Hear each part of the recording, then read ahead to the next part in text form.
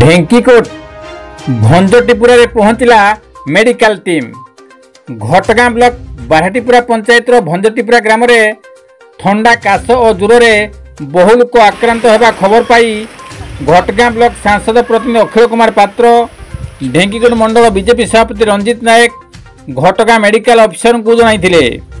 तुरंत mobile health team भंजटीपुरा पहुंची 10 जन आक्रांत को टेस्ट करी औषध प्रदान करथिया बेले 62 जनकर परीक्षा मध्य कराइथिला एवं ग्रामर समस्त को औषध प्रदान कराइछि।